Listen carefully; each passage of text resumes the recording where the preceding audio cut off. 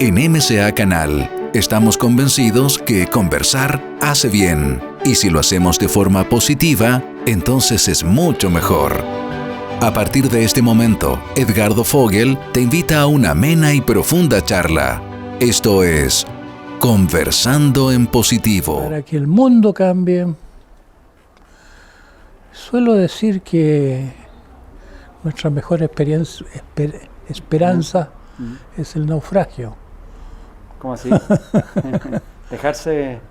Que tiene que romperse, tiene que colapsarse el sistema, tiene que en la crisis entrar en el nivel más profundo, que no ser una amenaza de crisis, no ser simplemente algo que va decayendo, sino algo que tiene que haber algo así como un fracaso de la autoridad establecida para que la vida se reorganice, para que la comunidad pueda funcionar de otra manera. Está el potencial en la comunidad de un mundo nuevo, se siente que hay una juventud vibrante especialmente, pero los que están mandando no quieren que sea, ¿no? Yo considero que es un sabio absoluto, soy admirador y fan de él y comulgo con todas las ideas que tiene. Creo que debería ser presidente del mundo. Bueno, yo creo que es como la psicología transpersonal, o sea, el considerar al ser humano mente, cuerpo y espíritu.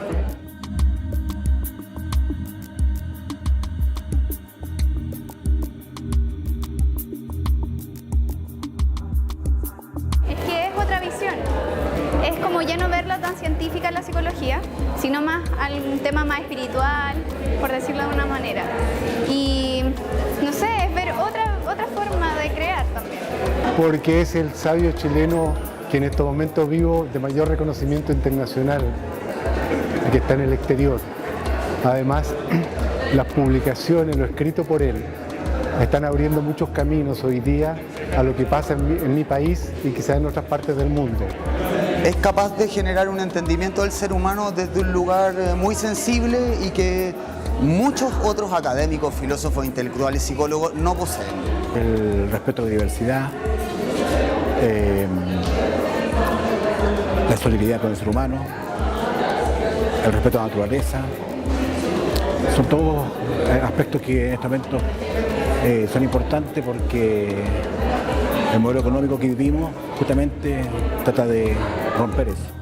Hola amigos, hola amigas, un abrazo muy grande, les habla Edgardo Fogel.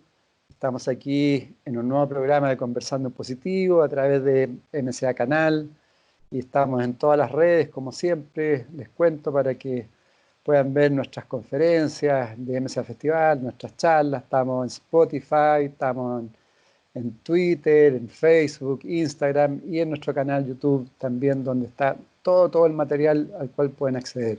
Mucho material de sabiduría para seguir creciendo, para abrir los ojos, para saber qué es lo que está pasando hoy día en nuestra civilización, para desarrollar conciencia.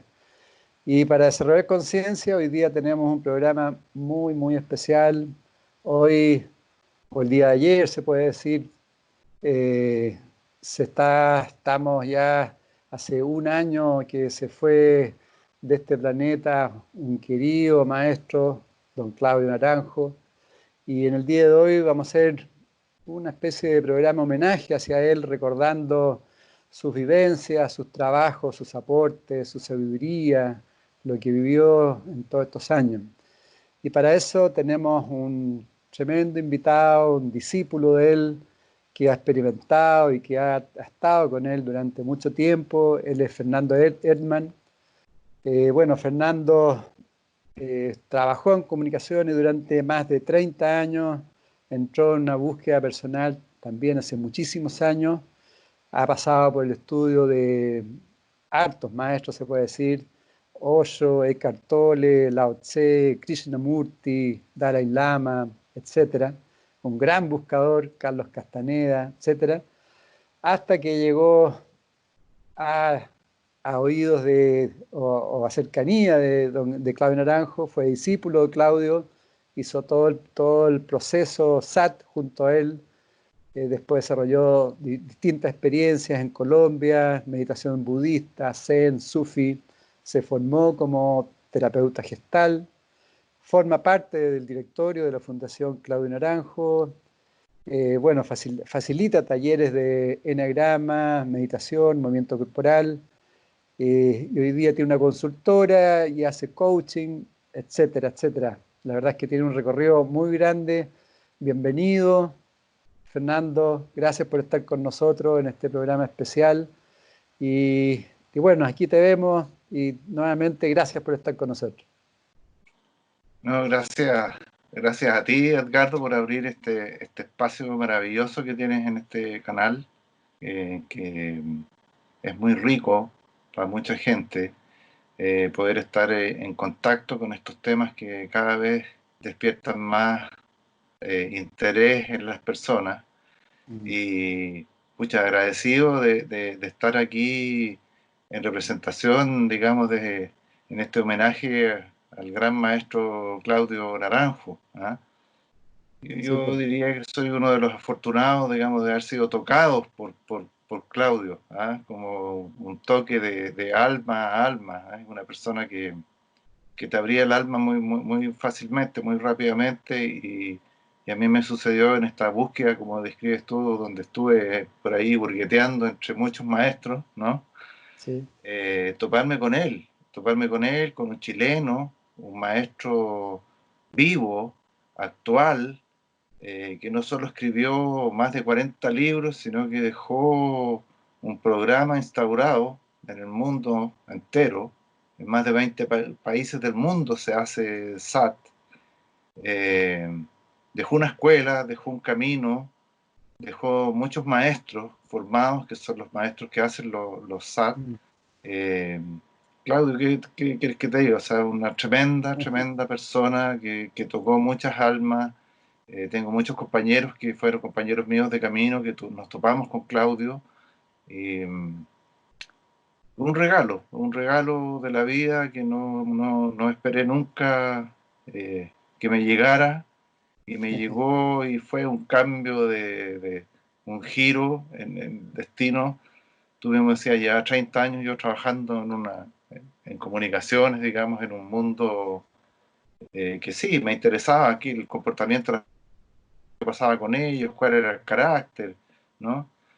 Pero verlo desde el punto de vista que lo veía Claudio, digamos, con un nivel de sabiduría y profundidad, fue para mí fue tan fuerte que cambió el rumbo de mi vida, digamos, ya bastante avanzado ya el camino, digamos, ¿ah? Hubo ahí un cambio muy rico, muy satisfactorio, del cual estoy muy agradecido.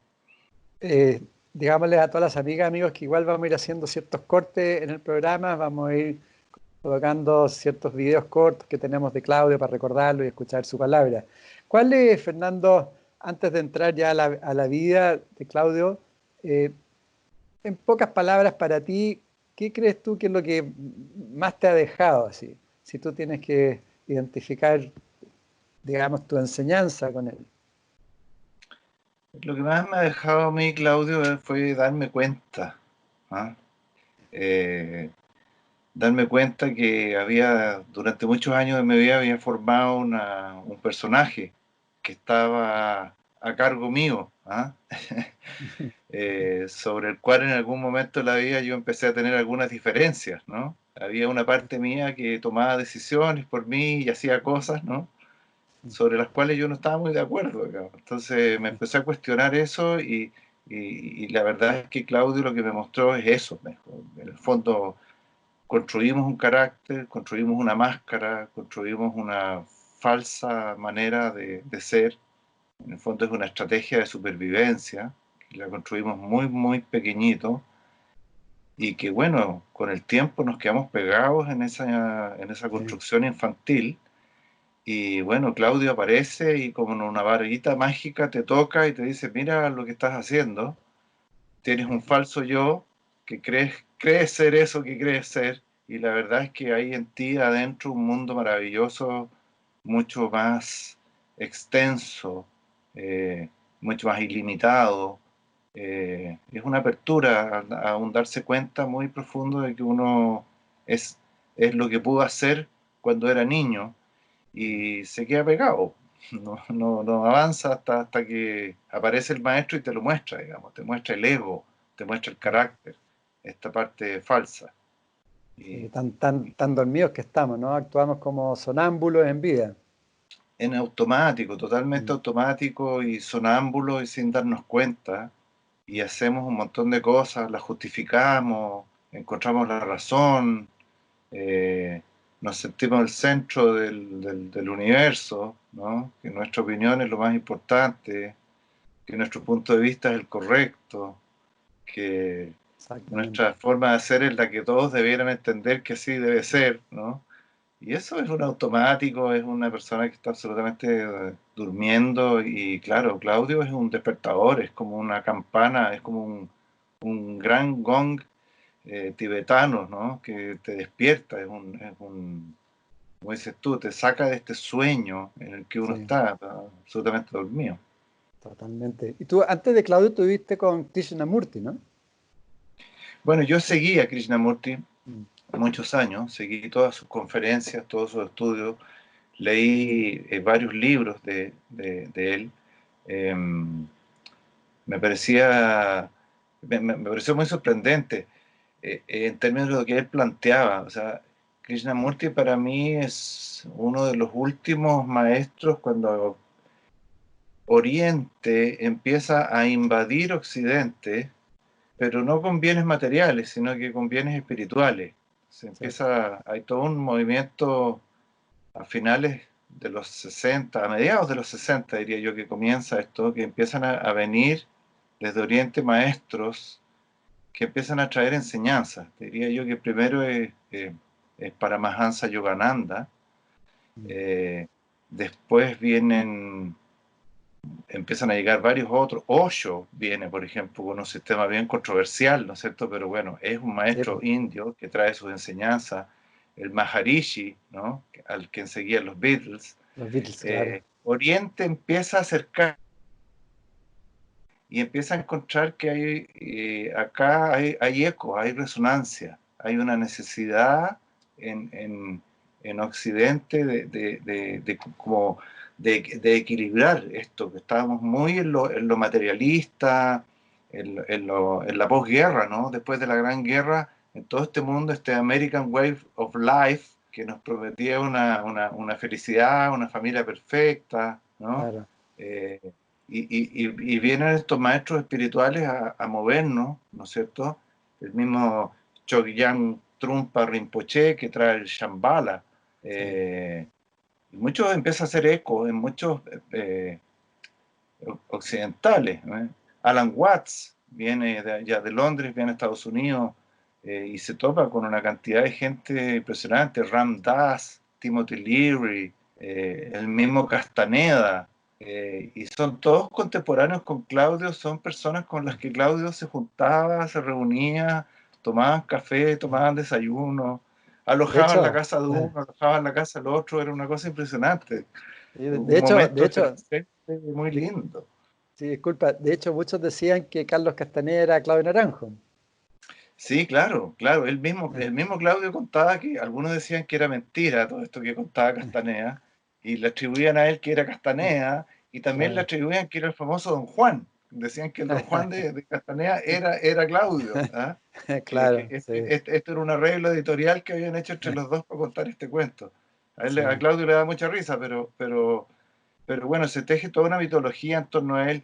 Conoce a Fritz Perls, que Fritz Perls viene con un sistema terapéutico que rompe con todos los esquemas de lo que es la terapia.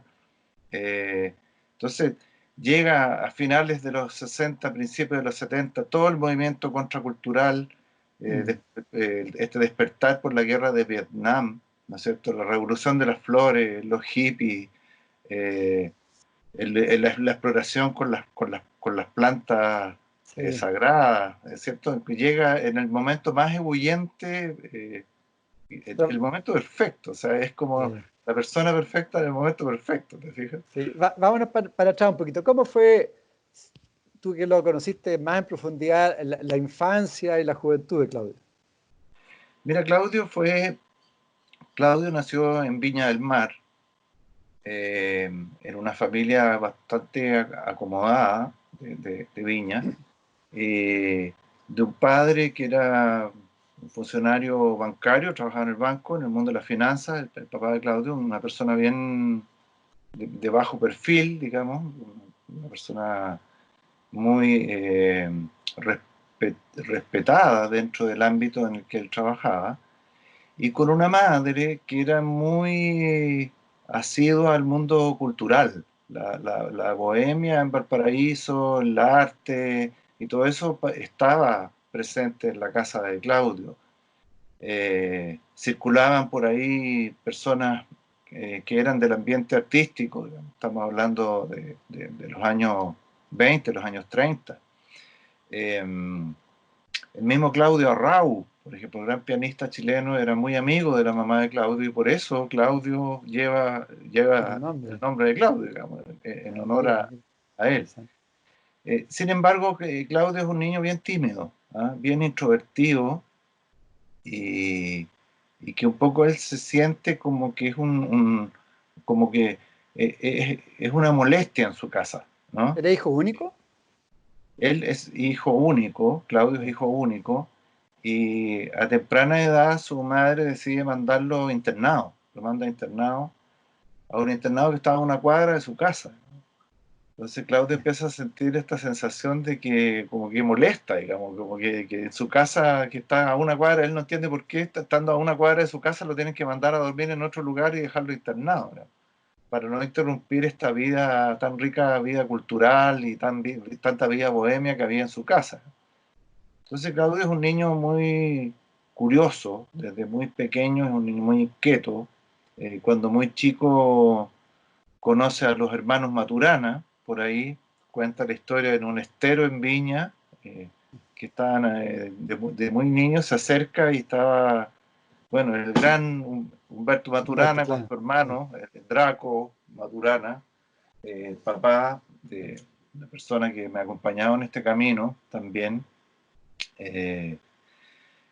Así que empieza a generar una red de nexos que tiene que ver con personas muy interesantes, Claudio, pero siempre desde un mundo muy para adentro, digamos. Era un niño bien, de esos niños que son callados, que observan mucho y que hablan poco, pero que tienen una grabadora dentro de su cabeza que está capturando todo lo que está pasando, está interpretando, está evaluando, observando. ¿Qué signo era? ¿Sabes? ¿Cuándo nació? Fíjate que no sé qué signo era bien reservado con esas cosas. Alguna vez le preguntaron y contestó con una broma para no decirlo, digamos, pero sí él era un eneatipo 5, digamos, que es el introvertido, un 5 social. Él se reconoció muy tempranamente ya cuando conoció el trabajo de Oscar Ichazo. Es sagitariano, yo lo vi. Ah, mira. Expansivo, ahí, viajero, le gusta claro. aprender, enseñar. Yo trayendo a Claudio una vez, veníamos conversando en el auto y le pregunto, oye Claudio, ¿cuándo paras tú? Le digo yo, Claudio ya tenía 83 años, entonces le pregunté, ¿cuándo paras? ¿En qué momento paras tú? Y me dijo, mira, yo paro 4 meses al año. Yo estoy 8 meses al año arriba de un avión, viajando por el mundo, y hay 4 meses en que yo paro, pero cuando paro me pongo a escribir. Y me dijo, en este momento estoy escribiendo 4 libros al mismo tiempo. Claro. Esa era su forma de descansar, digamos, estar escribiendo 4 libros al mismo tiempo, con 82, 83 años de edad. Oye, Fernando, volviendo a la infancia, el segundo apellido de Claudio es Cohen.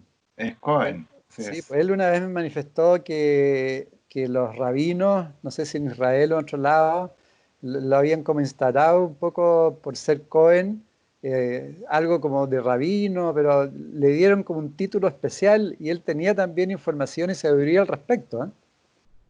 Sí, bueno, a través de su madre, Claro. Claro, recibió una formación de la religión judía Judía. desde muy tempranamente y tenía mucho conocimiento. Sí. Practicó incluso en su infancia algunos rituales, algunos momentos del año en que el judaísmo celebra determinadas fiestas, eran celebradas Claro. por su madre, entonces él estaba familiarizado con esto y Sí. en algún momento obtuvo efectivamente un reconocimiento por esto, pero sin embargo él siempre, con su humildad y su introspección, generó siempre una distancia con respecto de esto. También tuvo reconocimiento por otros lados, digamos. Muchos quisieron traerlo a sus Claro. ¿ah? A sus a sus corrales, redes. ¿no?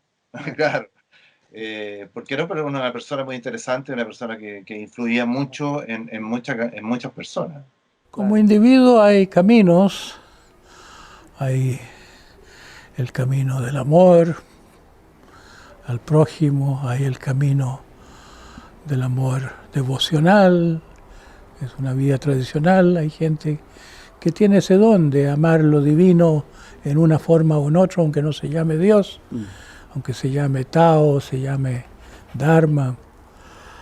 Hay gente que es espiritual en algún sentido y esa conexión espiritual lo lleva más adelante.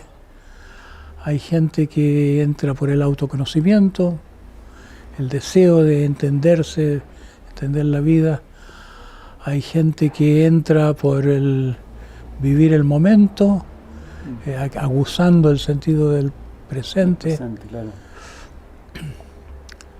Hay gente que entra por el camino del detenerse, del pararlo todo, de parar el mundo, de tener la propia mente, ir más allá del movimiento de la mente misma.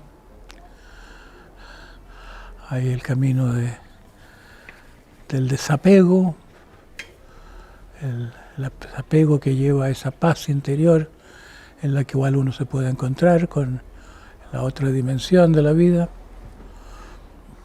Yo lo que intento proponer es un poco como en el estilo de Aurobindo en su época, que hablaba de yoga integral. Yo hablo de juntar esas competencias existenciales, esas que he enumerado en un solo programa, para que la gente, ya sea para sí misma o para servir en la educación o para hacer mejor terapia. Claro. Personas. Claro. Bueno, y su primer maestro, un poco pasando ya a su infancia, su juventud ahí un poquito como introvertida, fue Totila Albert, ¿no? Totila Albert, claro. Totila. La relación con Totila Albert era un amigo de su madre. Totila era hijo de Federico Albert. Federico Albert es un gran botánico que llegó a Chile a hacer un parque que está en la séptima región, digamos, el Parque Federico Albert. Lo trajeron y Totila nació acá, pero fundamentalmente Totila es alemán y era conocido en Chile por ser escultor, ¿no? Pero verdaderamente Sí, lo de que hecho, Totila era un escritor, ¿no? Y escribía poemas. Y escribía poemas con un método que es conocido como el dictado divino, digamos, como que él se conectaba con la música o con algo que era superior y a través de él las palabras pasaban y salían. Canalizador. Entonces, claro, entonces como canalizador, efectivamente. Entonces a Claudio le llamaba mucho la atención esta idea que ya tenía Totila acerca de la Trinidad, de entre Padre, Madre e Hijo, que corresponde un poco al triángulo central del enagrama. Entonces, él quería ser amigo de Totila, y Totila era un hombre mayor.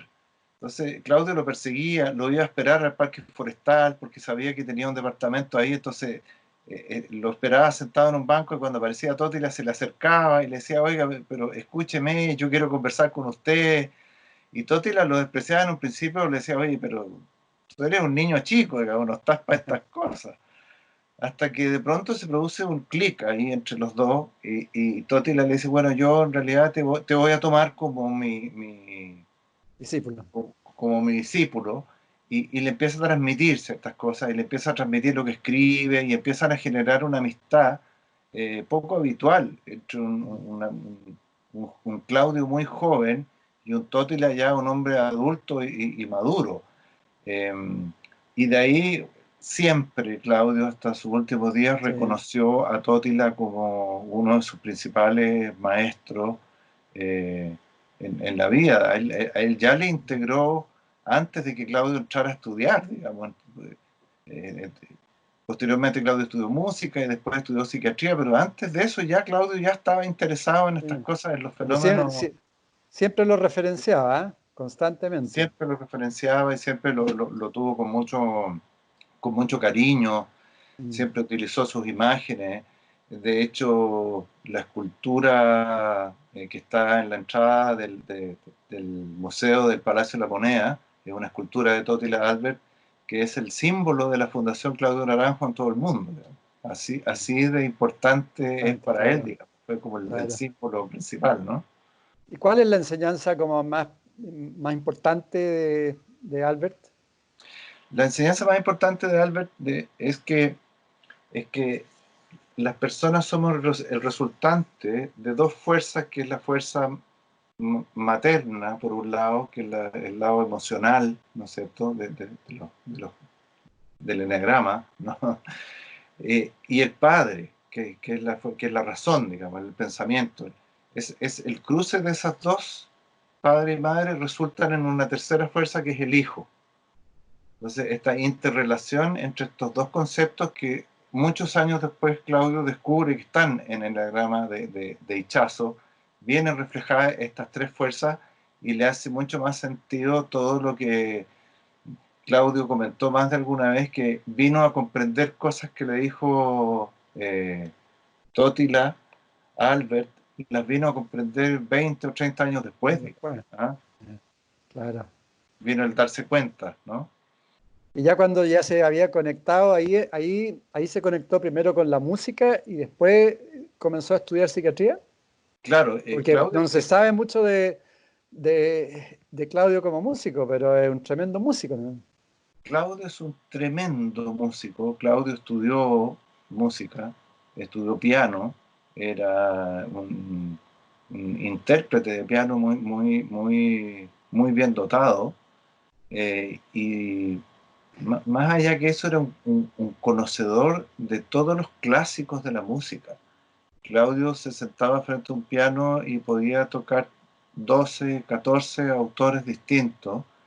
Incluso llegaba a reconocer su carácter de cada uno de Mozart, de Haydn, etcétera, todos los grandes de la música clásica, a través de sus partituras. Claudio miraba las partituras y a través de eso podía darse cuenta de qué carácter era. Entonces leía a Mozart, tocaba algunas partes de piezas de algunas piezas de Mozart y decía, mira, aquí se está reflejando esto de su carácter, ¿no? Este carácter, pese a ser depresivo, tenía una alegría, tenía felicidad, y aquí podemos ver esto otro en este otro autor que es distinto. Hay por ahí algún video circulando donde él pasa, creo que por 12 músicos, y en cada uno interpreta de memoria piezas donde va relatando el carácter. Pese a eso, Claudio tenía esta inquietud de conocer, ¿no?, a la persona, tenía una sed del ser humano. ¿Qué es lo que hay detrás del ser humano? ¿Qué es esto? ¿Qué significa la vida? ¿Qué hay aquí? Y según él mismo relataba, si bien la música le dio muchas pistas, y fue algo que él usó hasta en su último momento, siempre en los sat, en las meditaciones, él siempre incorporó la música clásica a la meditación, que era algo que no había hecho nadie antes, ¿no? Pese a eso, él dice, bueno, yo necesito ir más allá en profundizar el conocimiento. Entonces entró a estudiar medicina para poder, a través de la psiquiatría, llegar a entender el conocimiento humano. Y ahí es donde Claudio gana sus primeras becas y ya siendo un muy joven psiquiatra, empieza a viajar a Estados Unidos, becado, y ahí a Claudio se le abre el mundo. este chico, digamos, silencioso, observador, de provincia, ¿no? Que se crió en un internado, que le gustaban los amigos mayores de edad, digamos. No era un chico que andaba jugando a la pelota en la plaza, digamos. Era un viejo chico. Era un viejo chico, claro. Empieza en Estados Unidos, empieza a ganar sus primeras becas y Claudio empieza a trabajar en el carácter. Su tema era conocer los caracteres de personalidad. Entonces, a muy temprana edad, Claudio ya comienza a explorar los trabajos que habían sobre carácter. Y se gana una beca y está un tiempo allá, después vuelve al hospital psiquiátrico de la Chile, ¿cierto? Con Mate Pérez. Y empieza a hacer trabajos acá experimentales, empieza a trabajar con grupos de personas, y luego postula otra beca y vuelve a Estados Unidos y sigue trabajando allá y está un año y medio y termina la beca y después vuelve a Chile y lo vuelven a recibir en el hospital. Y hay una época de la vida de Claudio donde él está intercambiando entre Estados Unidos y Chile. Arma sus primeros grupos de trabajo, los arma acá en Santiago, con personas muy interesantes como la Lola Hoffman, por ejemplo, que participa aparte muy tempranamente trabajando con él en sus talleres en Santiago, y con muchas otras personas muy interesantes, digamos, del momento. Sin embargo, llega un momento ya cercano a mediados de los 60, fines de los 60, en que Claudio decide definitivamente radicarse en Estados Unidos y quedarse allá, porque se da cuenta que la cantidad de posibilidades que habían en Estados Unidos para abrir estas cosas que a él le interesaba era mucho más abierta. La cultura americana estaba mucho más preparada, más bien dicho, la contracultura americana, claro, estaba mucho más preparada para lo que él quería. Él se empezó a sentir más en casa allá que acá.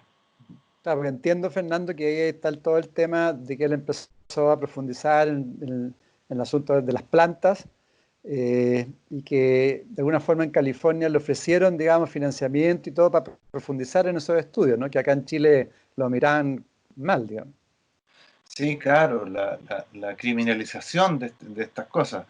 Pero no hay que olvidar que Claudio hace un peregrinaje muy interesante. Él un día entra por casualidad a una exposición botánica que hay en la universidad.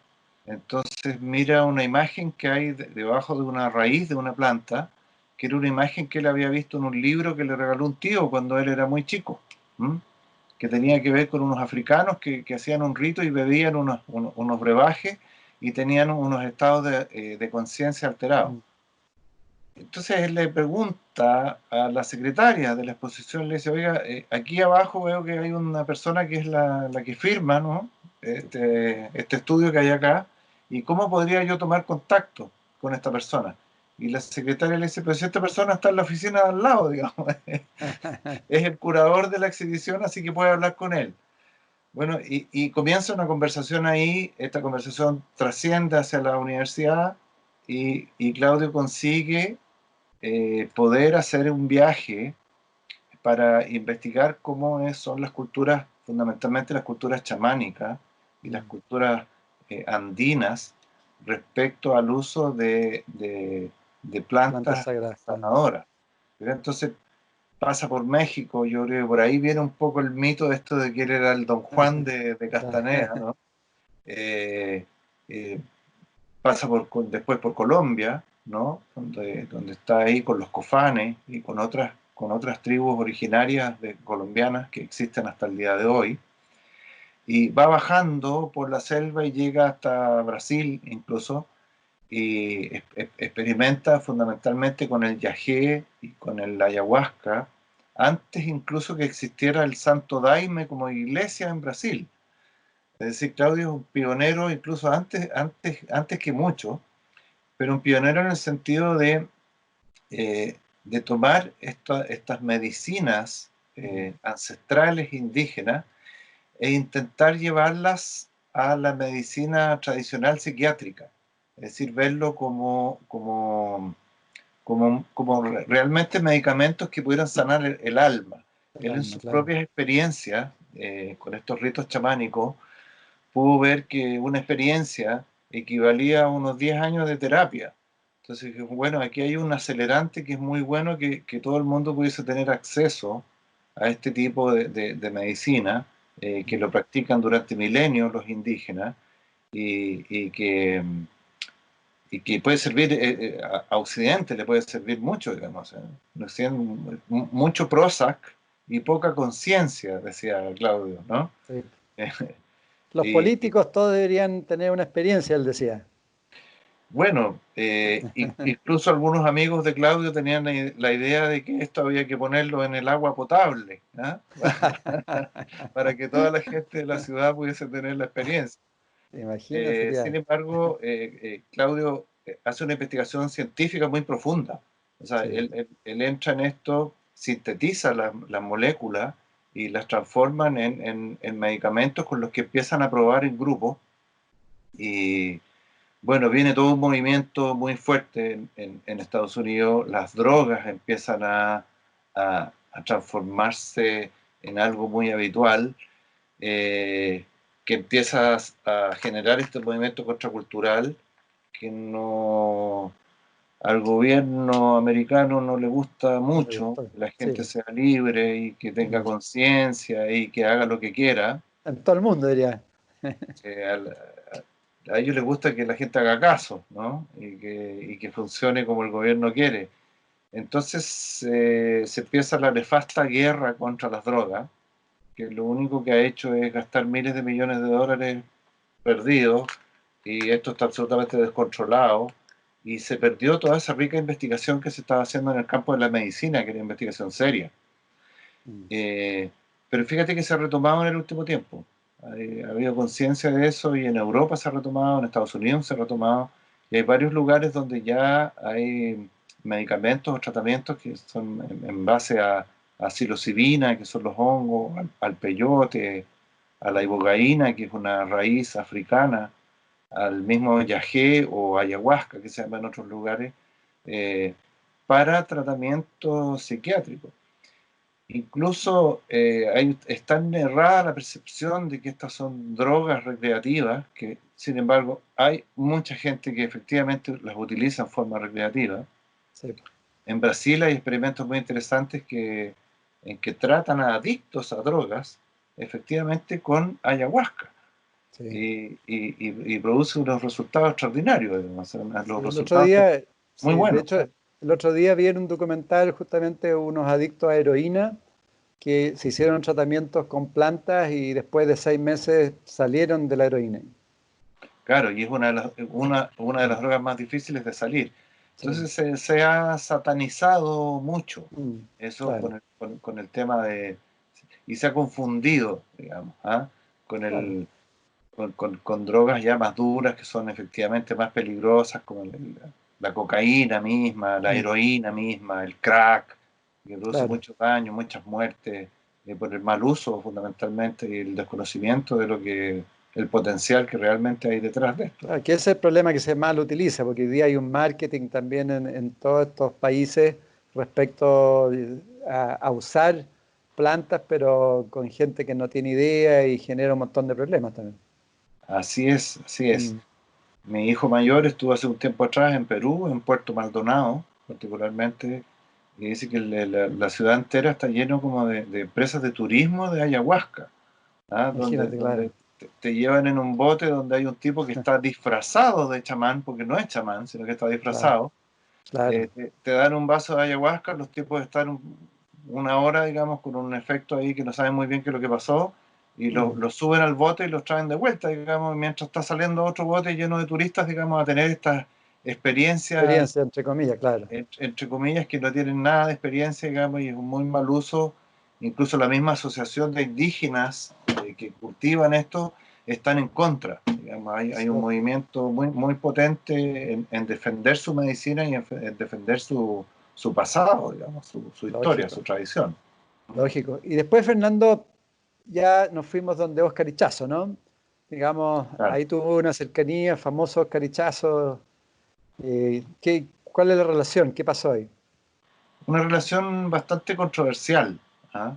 Con Si quieres, Oscar. cuenta un poco quién era Oscar Ichazo. Mira, Oscar Ichazo era conocido como un chamán de origen boliviano, eh, que trabajaba en Arica, en el norte de Chile. Muchas personas lo consideraban un charlatán y otras personas lo consideraban verdaderamente un maestro. Era una persona muy enigmática, muy especial, una persona que tenía un carácter bien particular. Y Claudio toma contacto con él, también con estas cosas, estas coincidencias de la vida. Él se entera de que existe esta persona que ha tenido, según él, un contacto con la misma fuente que había tenido Gurdjieff, ¿no? Y que traía este conocimiento para América, así como Gurdjieff había traído el eneagrama a Europa. Él había sido nombrado, digamos, como el embajador del eneagrama para América. Entonces, Claudio intenta tomar contacto con él, habla con su secretario un par de veces, fallan los contactos hasta que en un momento Claudio está en un hotel en Estados Unidos y recibe un llamado de la secretaria y le dice: mire, en este momento Oscar Ichazo se encuentra en Estados Unidos, así que podrían tener una primera acercamiento, una primera reunión. Y Claudio le dice: bueno, perfecto, dígame dónde está, yo me tomo un tren, me tomo un avión, me tomo un bus, lo que sea, digamos, y estoy en 24 horas, estoy con él para reunirme.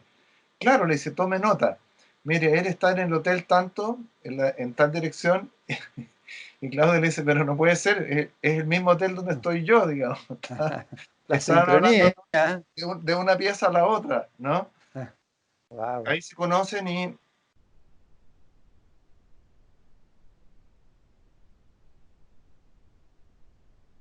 un retiro. Y Claudio está en esa evaluación y suceden dos cosas muy potentes en la vida de Claudio. Una es que él ya venía trabajando con Fritz Perls en la Gestalt, venía trabajando, lo había conocido, habían tenido una relación de amistad. Fritz lo había nombrado como su sucesor, digamos, en la Gestalt en el mundo. La Gestalt que hacía Fritz, que era bastante especial. Sin embargo, lo trata muy mal. ¿Ah? Como buen 8 que era Fritz, tenía un carácter muy fuerte, digamos, y bueno, tenían una relación de amor y odio, pero era más amor que odio. Y Fritz muere, fallece, y Claudio ese mismo año había conseguido, había podido convencer a su señora que su único hijo, Matías, se fuera a vivir con él a Estados Unidos, que en Estados Unidos había muchas más posibilidades y muchas más factibilidades de desarrollarse mejor, producto de la propia experiencia que había tenido Claudio desde niño. Así que logran un acuerdo que no es muy de acuerdo, digamos, pero finalmente Matías se va a vivir a Estados Unidos. Tenían un paseo de fin de semana. Claudio no puede asistir a este paseo porque es el funeral de Fritz Perls, y lamentablemente durante el funeral de Fritz se entera de que tuvieron un accidente automovilístico. El auto donde viajaba su hijo y su amiga y otras personas más se desbarrancó en un lugar y lamentablemente su hijo Matías fallece en ese accidente a los 11 años. Entonces Claudio pierde un hijo y pierde a un padre, como era Fritz en el mismo momento. Y esto es un movimiento que definitivamente hace que Claudio venga a Chile. Acepta la invitación de Ichazo a sumarse a este retiro en Arica, y no solo viene él, sino que convence a otro grupo de norteamericanos bastante importantes de Berkeley de que vengan con él a hacer este retiro. Y vienen a Arica y hacen este primer retiro, que es el famoso Disculpa, retiro del desierto, ¿no? Sí, una interrupción antes. Claudio siempre estuvo después con el tema del hijo, ¿ah? Permanentemente le dio vuelta y sufrió mucho con eso, ¿no? Fue un trauma muy grande. Fue un trauma muy grande, es un trauma muy grande. Se Aquí sentía culpable, ¿no? se sentía culpable de no haber sido un buen padre. ¿Ah? Mm. Sentía un poco lo mismo que él había sentido cuando niño, que él debería haber estado ahí, digamos. Cierto. Sin embargo, a raíz del fallecimiento de mi propio hijo, yo tengo un hijo que falleció también, pude compartir esta experiencia con Claudio, contarle esto. Y él me dijo algo muy importante que para mí fue muy importante también. Me dijo, mira, si Matías no hubiera muerto, yo no hubiese hecho nada de lo que soy hoy día. O sea, para él fue un eje en su vida también que cambió radicalmente el camino que él venía tomando.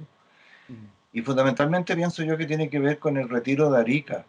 Él vino, estuvo 40 días, Oscar lo apartó del resto del grupo porque lo señaló como el más preparado de todos, lo apartó, lo hizo estar en un lugar y luego desde ahí Claudio estuvo en retiro, estuvo sentado en una ermita en el desierto, en una pieza de 2 por 2 metros o más chica, donde entraba la luz del sol por una vez al día por una rendija, y estuvo encerrado ahí mucho tiempo.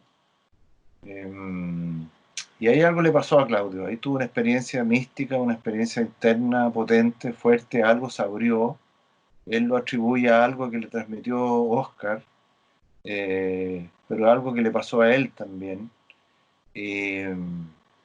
Terminado esta fase, esta parte de su vida, este retiro, Oscar le pide que armen la escuela Arica. Le dice, mira, esto armémoslo. Aquí hay gente que está interesado, yo tengo este conocimiento. Oscar traía el protoanálisis, que ya era el eneagrama, pero con descripciones de los tipos de ego. Y Claudio eso es lo que recibe como conocimiento, y recibe la instrucción de armar la escuela Arica. Y Claudio es el que arma el Instituto Arica en Arica. Arriendan un departamento en Arica y parten trabajando en el living del departamento un grupo de 10, 20 personas, y parten trabajando. Y empiezan, Claudio lo cuenta en su biografía, empiezan a surgir ciertos egos internos en el grupo, de que Claudio tenía ciertos privilegios, ¿no? Cierta importancia más que la otra. Le empiezan a llegar muchos chismes a Oscar, y Oscar decide que Claudio tiene que dejar el Arica porque le está haciendo mucho ruido en términos de los planes que él tiene, y finalmente lo terminan expulsando a Claudio de la escuela que él mismo armó, y de la misma petición que Oscar le había dicho, vente para acá, yo te voy a entregar el conocimiento, tú vas a ser el que va a llevar esto adelante, y termina siendo expulsado. Claudio vuelve a Estados Unidos, deambula por todos lados, tiene un momento difícil en su vida, tiene 2 duelos importantes, el duelo de su hijo, el más importante de todo, y decide comenzar a desarrollar sus estudios anteriores que ya tenía en el carácter con el protoanálisis de Ichazo, de Oscar, y empieza a cruzar esto y genera lo que hoy día conocemos como el eneagrama de la personalidad o la psicología de los eneatipos, ¿no? Sí, Fernando, ¿te puedo hacer un corte, un minuto? Sí. Antes de entrar al eneagrama. Dos preguntas. Una pregunta que es más profunda y que tiene que ver con tu experiencia también.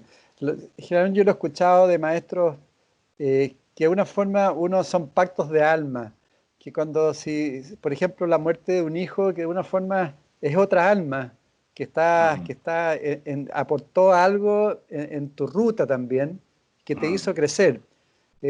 Tú lo planteaste por Claudio, ¿se siente de esa forma? Que es como un pacto de almas más allá del hijo. Sí, absolutamente. O sea, viene una profunda comprensión de lo que es la vida. La muerte te enseña a vivir. La muerte cercana te enseña la impermanencia, ¿no? Que las cosas no tenemos una fecha de elaboración y una fecha de vencimiento, y se cumple ni un día antes ni un día después. Y eso es tremendo, eso es tremendo, es un darse cuenta tremendo de que estamos de paso, de que sin duda que somos mucho más que esta vida temporal en este momento, que venimos de antes y vamos a seguir después. Y sí, claro que hay un pacto de almas, y en eso yo conocí a Claudio antes que falleciera mi hijo. Y sin embargo yo tuve con él una experiencia como de transmisión de alma que fue muy potente. Durante un SAT yo tuve una sensación de que mi cuerpo se abría por la mitad y que toda la sabiduría que Claudio tenía entraba en mí, digamos, en una forma como yo nunca antes había sentido en mi cuerpo. Y luego mi cuerpo se volvió a cerrar, digamos, y como que esto quedó instalado aquí adentro. Era como una transmisión de realmente sentir que hay algo, que hay un maestro, sentir la sensación de que verdaderamente qué es lo que es un maestro y qué es lo que transmite un maestro. Yo lo sentí que mi hijo es un maestro que vino a la vida a enseñarme muchas cosas que todavía sigo aprendiendo, para mí, para mi pareja, mi mujer, mis otros hijos, para mucha gente que nos quiere. Mucha gente fue muy potente, muy transformador. Fue una cosa que curiosamente la vida de alguna manera me había, a través de mi búsqueda y el conocer a Claudio y estar en contacto con él y saber su historia, me hizo a mí poder enfrentar el duelo de un punto de vista distinto y diferente. Sí, en eso sí tienes razón, Edgardo, así es. Gracias por la respuesta. Mm. Antes de entrar al eneagrama, ¿cuál es la enseñanza más concreta de Fritz Perls? Mira, la enseñanza más concreta de Fritz Perls es: déjate de ser un niño mamón, tuviste los padres que tuviste, acéptalo y aprende a vivir en el aquí y en el ahora. Lo que Fritz trae como enseñanza de la Gestalt no es técnica psicológica, no es una metodología estructurada, no es toda una teoría y todas esas cosas que se venían manejando siempre en el mundo de la psicología y de la psiquiatría, sino que cuando Fritz llega a California y ve a todos los hippies, dice, bueno, estos gallos son todos gestálticos. Esa es la forma que tenemos que hay que vivir, con libertad, en el presente, con alegría, aceptando que las cosas son como son y no como yo espero que sean, ¿no? Sino que la vida fluye como va y mi ego es neurótico, es un neurótico que vive dentro mío. Y Fritz era muy fuerte en eso, digamos, era muy remecedor en términos de eso, que hacía que la gente se diera cuenta que tenía este personajillo que actuaba adentro y era muy duro en enfrentar, en confrontar a la gente con su propio carácter, con su propio ego. Era muy confrontacional, te hacía enfrentarte muy duramente a este personaje falso que uno es. ¿Y Claudio cómo lo aplicó esto? Claudio lo aplicó de la misma forma, pero Claudio le agregó algo a mi juicio muy lindo, que fue el otro brazo. Por un lado estaba el brazo de la confrontación que hacía Fritz, pero Claudio le agrega el brazo de la amorosidad y de la contención.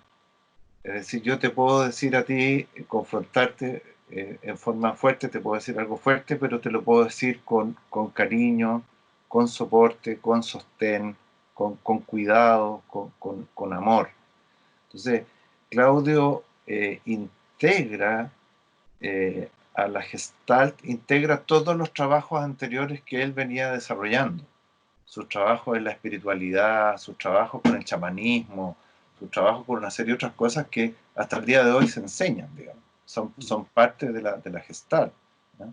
Los sueños, el chamanismo que te mencionaba, Claro, claro. el teatro, las disciplinas de meditación de diferentes corrientes. O sea, Claudio suma muchas cosas al trabajo de Fritz, que ya venía. Fritz ya venía con lo del teatro. ¿Ah? Muchos lo acusaron de ser un payaso que hacía más que nada unos espectáculos, digamos, Yeah. que en vez de terapias de grupo, pero la verdad es que la gente salía muy removida de los trabajos que él hacía. Entonces, Claudio aporta esta otra parte, a mi punto de vista, a mi parecer, aporta esta parte más amorosa, más de contener a la persona, ya sea en grupo o personalmente. Excelente. Bueno, vamos al eneagrama, que lo tienes ahí atrás también, lo tienes Sí, en un mural. sí. Bueno, el eneagrama, tú hablas antes de los conflictos también que se producieron con Ichazo. Ahí también todavía hay como conflicto respecto a quién es como el padre, ¿no?, del eneagrama. Puedes contar quizás en pequeñas palabras eso, y después, bueno, la aplicación del eneagrama y cómo se fue introduciendo también en el proyecto SAT. Mira, el eneagrama es una herramienta que tiene orígenes prebíblicos, decía Claudio, 25, 27 siglos, de los cristianos esotéricos. Hay algunos que dicen que el origen es sufi, porque coincide un poco la zona geográfica, ¿no?, del mundo, desde donde viene esto. Y el eneagrama es fundamentalmente un mapa que muestra todas las dinámicas de los fenómenos que suceden en la vida. Para los cristianos esotéricos es como una forma de ver el movimiento de la vida, ¿no? El primero en tomar contacto de Occidente es Gurdjieff, en los años 20, incluso antes, creo que un poco antes de la Primera Guerra, incluso a principios del siglo pasado. Gurdjieff, claro, como en 1900, emprende un viaje, ¿no es cierto?, conociendo que hay esta sabiduría, un poco que le llega desde su padre. El padre de Gurdjieff le cuenta que existe una cosa que está por ahí escondida en alguna parte, que tiene como una receta para los males del mundo. Entonces, le baja a Gurdjieff una tremenda curiosidad. Hay una película muy linda que se llama Encuentro con hombres notables, Sí, que es un excelente. libro de Gurdjieff, Sí. Que relata el viaje de Gurdjieff y cómo él llega al eneagrama y cómo lo encuentra, ¿no?, y todas las cosas que le pasan. Gurdjieff pierde mucho, pierde sus amigos en el camino, pierde dinero, pierde reconocimiento, pierde un montón de cosas, pero no claudica hasta que logra dar con la hermandad Sarmoun, que es la que preservaba este conocimiento, y cuando llega ahí, le dice, bueno, lo aceptan como un emisario para transmitir esto, sabiendo un poco los destinos que iba a tomar el mundo, ¿no? Como si esta gente supiera a través de este mapa que lo que se venía era pronto la Primera Guerra, luego la Segunda Guerra, luego la Guerra Fría, la Guerra de Corea, la Guerra de Vietnam, y las guerras eternas en las que estamos permanentemente hasta el día de hoy. Por ahí escuchaba el otro día que entre China e India murieron 20 soldados indios en la frontera con China, ya están con conflictos. Los conflictos están en todas partes, ¿no? Sí, sí. Entonces, le entregan esta herramienta, pero le exigen quedarse en el monasterio para aprenderlo bien. Y lo que él aprende allí, fundamentalmente lo trae, lo pilla la Primera Guerra, no puede desarrollarlo de muy buena forma, intenta hacer algunas cosas en Rusia.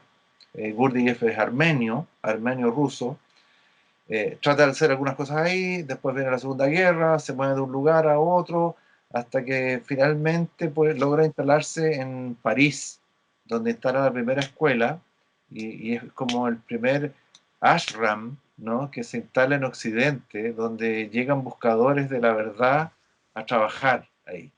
Y los hacía trabajar. Gurdjieff también era un 8 y los hacía trabajar muy duro, y les daba muy duro el carácter a todos. Sí, entiendo que, disculpa, que cambiaba de repente de reuniones y le avisaba 3 horas antes para ver si eran capaces de llegar al lugar. O sea, siempre los estaba ahí, que estén despiertos, ¿no? Claro, los sometía a prueba, los ponía a hacer trabajos que eran imposibles. Decía, ¿cuál es lo que más te cuesta hacer a ti? Oye, mira, a mí lo que más me cuesta es cultivar la tierra. Bueno, ahí lo ponía a cultivar la tierra. Totalmente. Era Un muy súper duro. esfuerzo. Era muy duro Gurdjieff en que la gente se diera cuenta de su carácter, ¿no? Y aporta, trae un aporte muy grande en términos de la conciencia dormida y la conciencia despierta. Fundamentalmente ahí ya hay algo en el eneagrama que tiene que ver con 3 cosas fundamentales, que dice que en la conciencia dormida están las bajas pasiones, ¿no? Donde estamos dominados por las pasiones, están las fijaciones, que son producto de las pasiones. Las fijaciones son las que producen las ideas locas, o lo que en psicología se llaman las creencias irracionales. Y también están los instintos, el instinto de conservación, el instinto social y el instinto sexual, o instinto de intimidad. Entonces, todo eso está en la parte oscura de la conciencia y opera desde ahí, y desde ahí nos maneja. Y lo que planteaba Gurdjieff es que hay una parte de arriba de la conciencia que es la conciencia despierta, donde las fijaciones se transforman en virtudes, ¿no? Donde las pasiones se transforman en virtudes, las fijaciones y las ideas locas se transforman en ideas santas, y los instintos se liberan. Finalmente uno puede estar libre de los instintos, y eso ya es una conciencia despierta. Y ese es el trabajo inicial que trae Gurdjieff para realizar con sus discípulos. Gurdjieff termina muy mal, poco reconocido, tiene que cerrar el instituto que abrió por problemas económicos, posguerra. Imagínate Europa en un estado muy malo, y termina su vida Gurdjieff trabajando en su departamento con algunas pocas personas, claro, entre ellos Uspensky, que era otro ruso que era una especie de escribano, ¿no? Escribía todo lo que Gurdjieff no escribía. Entonces la mayoría de lo que se conoce de Gurdjieff se conoce por los libros de Uspensky, ¿no? Y reinterpretativo, dicen, que de alguna forma fue un discípulo casos que se salió de él y se creyó él el maestro. Pues. Así es, hay algunos que dicen eso, pero la verdad es que trabajaron bien juntos. Gurdjieff también componía música, pero no sabía música. Así que toma a Hartmann. Hartmann compone la música que se utiliza hasta el día de hoy en las danzas de Gurdjieff del Cuarto Camino, digamos, que él dice que el Cuarto Camino, digamos, es la fusión de estos 3 cosas que traía el eneagrama, digamos, la fusión entre, uno tiene el camino instintivo, ¿no? De las tripas, de la guata, tiene el camino emocional, que es el camino vincular de la madre, y el camino racional, que es el camino mental, ¿no? Del conocimiento. Bueno, y Gurdjieff dice que hay un cuarto camino, que es la integración de los otros 3. Claro. ¿Ah? Eso es fundamentalmente el trabajo de Gurdjieff, pero ¿no? Quizás Claudio también atesoró, digamos, conceptos también que eran de Gurdjieff, de que somos seres programados, que funcionamos mecánicamente. Y eso Totalmente. Gurdjieff lo hacía ver siempre, justamente, y eso es lo que hacía trabajar a su gente, que era la desprogramación, ¿no? Así es. De hecho, el SAT, que el programa SAT, Claudio lo define como una máquina de moler egos. ¿Ah? Claro. Es un trabajo profundo, con más cariño que con el que hacía Gurdjieff, pero igualmente duro, digamos, y uno pasa efectivamente, como el poema de San Juan de la Cruz, por la noche oscura del alma, digamos, ¿ah? Sí. Cuando uno se da cuenta que ha vivido toda la vida en un personaje y que no tiene idea de lo que uno es en realidad, digamos, y que esta cosa es falsa, claro, se cae en un abismo muy profundo, digamos, cuando se caen todas las máscaras y las identificaciones mueren, uno es como un salto al vacío, digamos, que uno queda en el aire. Y ahí viene el trabajo, ahí recién empieza la pega, digamos. ¿Ah? Yo creo que sigue siendo la educación la más obsoleta de nuestras instituciones. Muy informática, ¿no? Muy racional, y yo diría perversa, porque condenar a los jóvenes a ocuparse de aprender cosas cuando ya esas cosas las tienen todas en el teléfono móvil es un gesto muy inútil, cuando la gente debía estar viviendo, aprendiendo de la vida, moviéndose entre personas, aprendiendo cómo se hacen las cosas, aprendiendo a seguir sus intereses. Es injustificado, me parece, encerrar a la gente en ciertos lugares que terminan siendo como cárceles con una propaganda de que son necesarias y buenas para la vida futura. Son para criar gente para las empresas, criar gente para la producción. Consumidores obedientes. Sí, sí. Enseñar obediencia, sobre todo. Enseñar el currículum fundamental, sin que la gente se dé cuenta, de que respetar las autoridades. No insistir mucho en su propio pensamiento, en su propia expresión. Ahora, Claudio trató, me parece, ¿no?, orientar mucho el proyecto SAT hacia la educación, ¿no?, hacia los educadores. De ahí parte inicialmente, pero él terminó como un poco frustrado, ¿no?, en eso. Parte por ahí, en eso, porque dice, mira, la única forma de que esto se transmita a la conciencia, se pueda transmitir en forma multiplicadora, es en la sala de clase, porque ahí si nosotros tenemos profesores que son conscientes, pueden transmitirle a sus 10, 20, 30 o 45 alumnos, como en algunos casos, puede transmitir esta conciencia y se multiplica. Si tú ya tienes 10 profesores, ya estás llegando a 300. Si ya tienes 100 profesores, estás llegando a 3.000, 4.000, 5.000 personas. Entonces era una multiplicación. Y él parte diseñando esto en un principio para profesores. Incluso el programa SAT hasta el día de hoy conserva becas para los profesores que trabajan en colegios vulnerables y tiene un costo menor. Vuelve Claudio ya adulto, cuando yo ya lo conozco a Claudio, lo conozco en Colombia, después ya me vuelvo a topar con él acá en Chile, en sus talleres. Él reconoce estar un poco decepcionado, como dices tú, que sus intentos fueron poco escuchados, porque parece que esto nuevamente, así como sus investigaciones con las plantas sagradas no fueron muy bienvenidas, esto de que los alumnos tomaran conciencia tampoco fue muy bienvenido, ¿no? Le daban medallas por ahí, le daban títulos y cosas, pero lo invitaban a comer, pero después no pasaba nada, digamos. Justamente.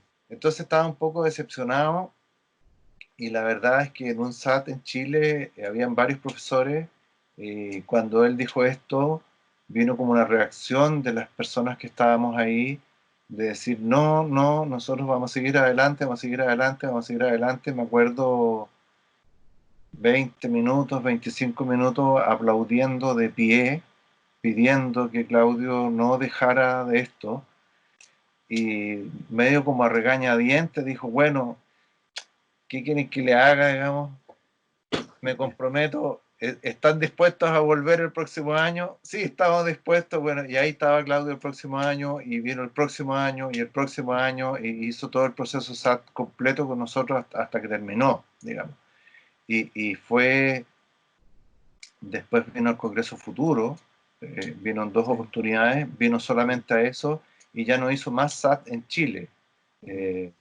La generación mía que hizo SAT con él fue la última que hizo SAT con él en Chile, y ya poco SAT después hizo. De Chile se fue a Brasil, hizo un par de SAT en Brasil, y ya se fue a Europa, fundamentalmente que sentía que le quedaba poco tiempo y que tenía muchas cosas que terminar todavía, ¿no? Y bueno, se dedica a escribir, y Claudio es muy prolífico en los últimos años. Publica muchos libros. Si él decía, por lo menos lo que yo escuché de él también las últimas veces, que cada vez lo solicitaban más, y que él sentía que tenía mucho para entregar. Claro. Y él siendo un 5, que es un personaje avaro, digamos, un personaje apretado, esto que el mundo le pidiera entregar, para él era un tremendo desafío, pero Claudio tenía un corazón que era mucho más grande que él mismo. O sea, era una cuestión que... Ahí se ve la estatura, se ve, como te decía yo, uno puede reconocer la diferencia entre una persona que da cursos y una persona que es un maestro, y Claudio verdaderamente era un maestro que tenía un bagaje cultural, un nivel de conocimiento de la historia de la humanidad, de las religiones, era un tipo que hablaba durante 1 hora respecto de un tema y pasaba citaba a 45 autores distintos, se sabía de memoria textos de algunos libros, era una persona realmente intelectualmente privilegiada.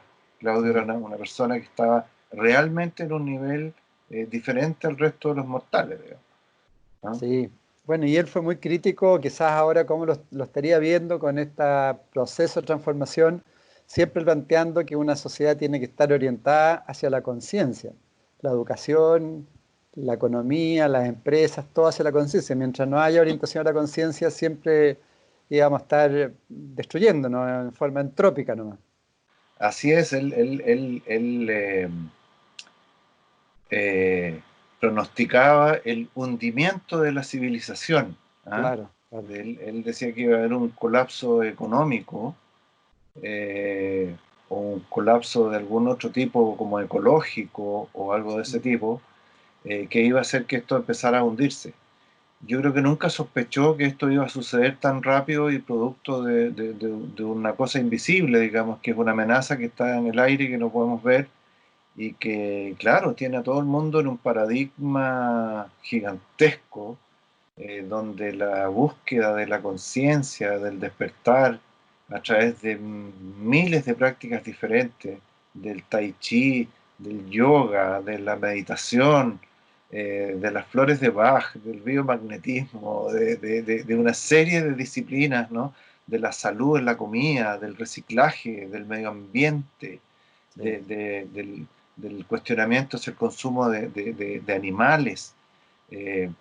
Hay un despertar de conciencia que uno lo ve, que era incipiente, que estaba por ahí dando brotes en muchos lugares, que esta pandemia, este párele que nos hizo la Madre Tierra, ha hecho que esto surja muy fuertemente, muy fuertemente, y hay otra cosa muy linda de mirar también que tiene que ver con que surge de las personas. Esto no está surgiendo de las élites. No hay alguien que esté propiciando esto desde arriba, sino que está viniendo desde abajo. Realmente se está produciendo lo que Claudio llamaba la revolución de la conciencia. Yo creo que está muy contento Claudio con esto. Sí, Está muy seguro. feliz de que esto esté pasando, de estarse frotando las manos. Yo me imagino que deben estar ahí con Fritz Perls, con Castaneda, con Oscar Ichazo, ¿ah? Mirando todo esto con mucha alegría en términos de que esto esté pasando, y también reconociendo el sufrimiento que esto trae. O sea, esto va a ser difícil, está siendo duro para mucha gente que está perdiendo seres queridos. La muerte está ahí, está como esta amenaza, como esto que hablábamos al principio, ¿no? De la muerte de su hijo, la muerte de mi propio hijo, cómo nos viene a tocar la puerta y nos dice, oye, esto se acaba y ¿hasta cuándo vas a seguir siendo un consumista, digamos, y profesando tu religión en el mall, ¿no? Sí, bueno, están los dos polos, está la noche oscura y está el día luminoso también. Así es. Está en uno, en la decisión de uno por qué riel se quiere seguir. Claro. Y es un paso necesario, ¿eh? Pasar por la noche oscura es un paso necesario para llegar al otro, digamos. El que no sufre no llega, digamos, no pasa, ¿eh? Se queda solo en la superficialidad. Tú me preguntabas del eneagrama, hay mucha gente que logra identificarse, y dice, yo tengo este carácter, tengo este otro carácter, y se quedan ahí, digamos. Sí. Pero ahí parte la pega recién, digamos. Es como de abrir la puerta, digamos, recién. Sí, de todas maneras, sí. Yo recomiendo mucho a alguien que yo lo invité a Chile al festival y lo he entrevistado, que es Emilio Carrillo, que es un español. Y Emilio habla de la disidencia consciente, es decir, que hoy día tenemos que ser disidentes pero conscientes. Eso significa que tenemos que ser aportadores a un nuevo mundo. Disidentes de esto, pero no en contra, sino aportando al nuevo mundo, porque este viejo mundo, él plantea que ya no tiene sentido luchar con él, porque ya está casi muerto, se puede decir, muerto en vida. Claro. Entonces, que trabajemos para lo nuevo.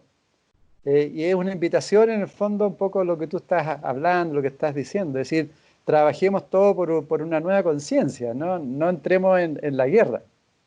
Así es, no tienen un sentido, o sea, claro. Claudio incluso contaba un chiste que dice que esto va a caer solo, no hay que preocupar, no hay que hacer ningún gran esfuerzo porque esta cuestión no se autosustenta, no tiene ninguna lógica por mucha inyección de miles de cientos de millones de dólares que le están metiendo por todos lados. Claro. Les aviso muy humildemente a toda la gente del mundo financiero y todo eso que es plata perdida, Claro, ya está agotado ya. No tiene mucho sentido. Esto ya echó a andar un proceso y este proceso está en marcha.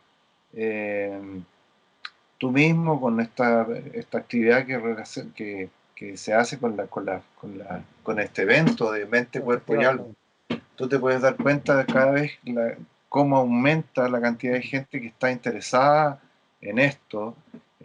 Tu propio canal tiene muchos visitantes, tiene muchos expositores muy interesantes, y hay mucho interés en despertar, en ver, en mirar más allá, en una vida insatisfecha, en que tengo todo, pero no tengo nada.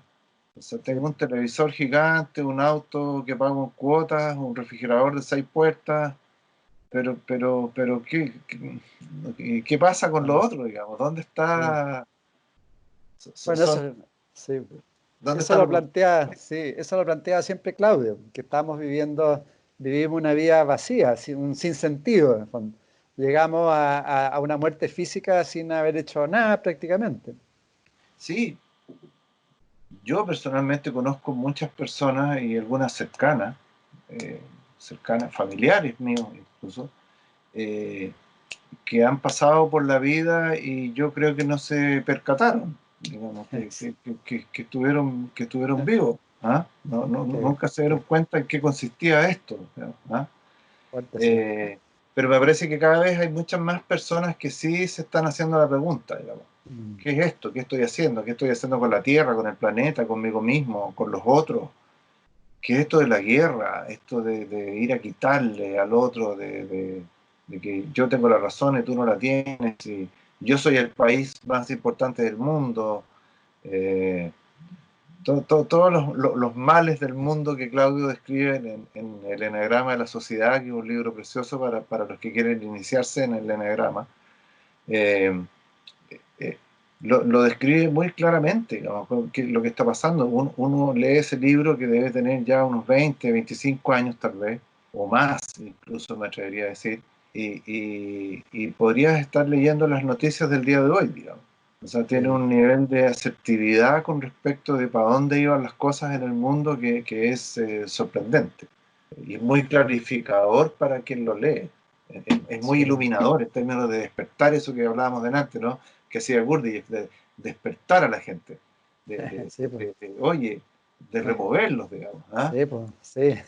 Fritz Perls, a veces algunos pacientes que no se dan cuenta los tomaba del cuello y los zamarreaba, digamos. ¿Ah? Hay algunos que salieron acusándolo de maltrato incluso, ¿ah? Para removerlos efectivamente y que la gente despierte.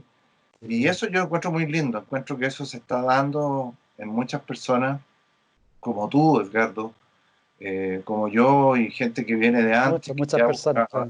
Y hoy día es cada vez más grande. Hay comunidades, yo participo en una comunidad virtual en Facebook, donde hay más de 35.000 personas en el mundo que estamos compartiendo nuestros conocimientos de Eneagrama. ¿Te fijas? Se trata solo de Eneagrama de la personalidad. Entonces, era un grupo que antes de la pandemia tenía 200 personas, hoy día tiene 35.000. Fíjate, algo pasa con eso, algo te dice, o sea, la gente anda buscando, las personas andamos buscando algo que nos dé sentido a estar en esta vida, ¿no? Pero quizás no se entienda a veces lo que significa la conciencia. Algunas personas plantean que la conciencia, por un lado, es como el autoconocimiento, el conocerse a sí mismo, y también conocer cómo funciona la realidad. ¿Cuál es tu visión de lo que la conciencia y de la transformación de la conciencia? La conciencia es fundamentalmente el contenedor y no el contenido. Hay fenómenos mentales como el pensar, el sentir, el querer, los hábitos, la voluntad hasta cierto punto. Hay eso que existe en la conciencia. Pero ¿qué es la conciencia en sí? Dicen los budistas que a lo que más se parece a la conciencia es el espacio, que es un campo, que es como un espejo en que se reflejan las cosas, pero que el espejo es vacío, que el espejo no es nada, y que porque no es nada refleja todo y en cierto modo genera todo. Yo creo que esa es una buena analogía. Si queremos decir qué es la conciencia, la primera aproximación es nada, pero se quedaría corto decir nada si no fuera una nada de la que surge todo. Claro. Es una nada, pero ¿cómo es una nada que surge todo? Entonces no es nada, es todo, porque no es nada, pero surge todo. Es una situación paradojal, pero es así, es como si fuéramos todos esferas que emergen de su centro, pero el centro es siempre vacío. Porque vacío se parece a lo que es el espacio, que solamente contiene, solamente es un medio. De todas maneras. Bueno, Fernando, si quieres, para ir cerrando, quizás hacer un resumen corto del legado de Claudio. ¿Cuál tú crees que puede ser qué es lo que él diría en este momento como su legado hacia nosotros, hacia todos los seres humanos? Yo creo que Claudio nos dejó un tremendo regalo, ¿no? Nos dejó varios regalos. El principal de los regalos para mí es el programa SAT. Yo creo que es algo que está muy bien diseñado. Durante 40 años Claudio desarrolló este programa y fue cada vez especializándose cada vez más y fue siendo más certero. Al principio los retiros eran de 40 días, hoy día son de 10 días, pero esos son 10 días que te remueven, que estás un año trabajando lo que ahí sucede. Incluso hay personas que no pueden tomar el segundo año porque necesitan 2 años para procesar algo que pasan 10 días. O sea, este trabajo de la conciencia, realmente él dejó una herramienta muy poderosa para que las personas puedan acceder a despertar su conciencia y a trabajar en eso, que es el programa SAT.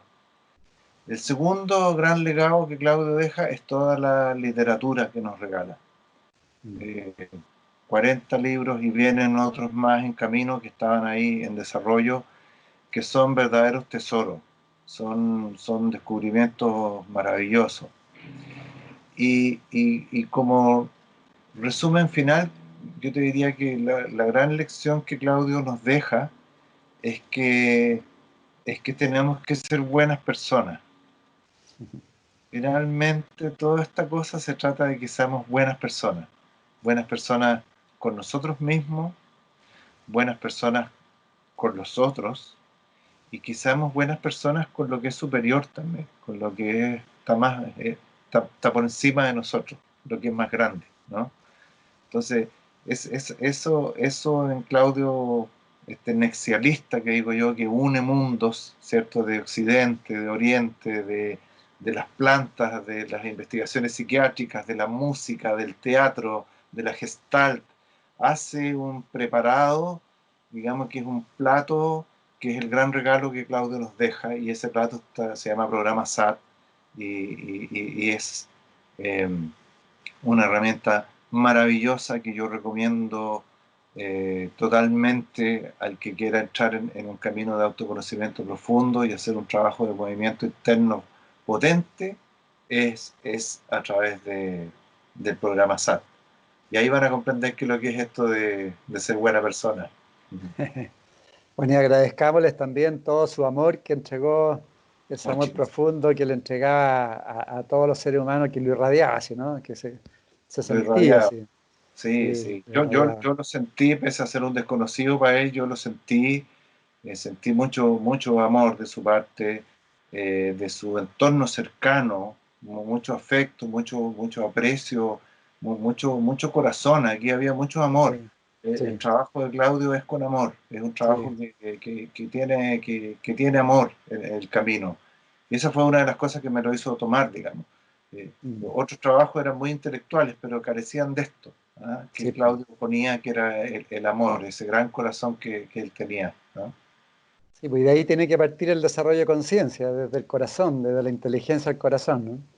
No puede partir de otro lugar, digamos. Y es lo que tanta falta le hace al mundo, ¿no? Así es, así es. Sí, somos algo misterioso. Tal vez eso que llamamos Dios como una cosa fuera de nosotros es nuestro propio potencial, en la profundidad de nuestra mente. Encontrarse a uno mismo, encontrar a Dios o lo divino es la misma cosa. Creo que es la voz que falta, es la potencia, esa energía, esa alternativa que nos da de ver las cosas de otra manera, de la cosa amorosa, del camino del erotismo, de la integración, todos esos temas que no están, de la educación, de los hijos, de la pareja, del amor, de todo. Creo que este es un hombre sabio, un hombre potente, un hombre que me conmueve y es algo distinto como entré. Y estoy muy agradecido de haber escuchado. Me parece una mirada muy integral la de Claudio Naranjo. Es un hombre estudioso, laborioso, muy amoroso en su entrega de todo lo que ha sido su propio camino personal. Creo que es un orgullo que él haya nacido en este país. Y bueno, decirle gracias, Claudio, yo estoy aquí parada bien gracias a lo que aprendió en tu escuela. Bueno, esto es parte de un proceso de autoconocimiento y Claudio Naranjo yo creo que ha encontrado una fórmula de integrar varias cosas en esta búsqueda. El tema de meditación, conocimiento, autoconocimiento, la terapia, y mezclar esto en forma armónica que de alguna manera ayuda a la integración. Entonces eso es lo que ando buscando yo, integrar conocimiento y integrarse internamente. Y yo creo que este es un gran aporte. En pocas partes uno puede encontrar todo junto. Bueno, para mí es un aporte espiritual, humano, tener conciencia de lo que somos internamente, estamos muy desconectados. Es un ser muy sensitivo y muy claro, inteligente, y creo que ha hecho un trabajo profundo interno y nos está ayudando a nosotros a hacer un trabajo profundo también, con el interno, con lo que sentimos, con lo que somos, no de aquí, de acá. Para mí es un aporte a la sociedad en el sentido que nos abre una puerta, un espacio a toda la traba que tenemos en este minuto, por así decir, esto trancado que está. Es un nudo ciego, esto lo vemos a nivel personal, pero también muy claramente a nivel de nuestra sociedad, que está ahí súper enredada, confundida, enfrentada, buscando un camino que no lo ve. Y creo que Claudio lo que apunta es a una humildad y honestidad con nosotros mismos de una vez por todas. En MCA Canal estamos convencidos que conversar hace bien. Y si lo hacemos de forma positiva, entonces es mucho mejor. Edgardo Fogel te acompañó en una amena y profunda charla. Esto fue Conversando en Positivo. Un momento de luz para compartir experiencias de vida por MCA Canal, resonando con el alma.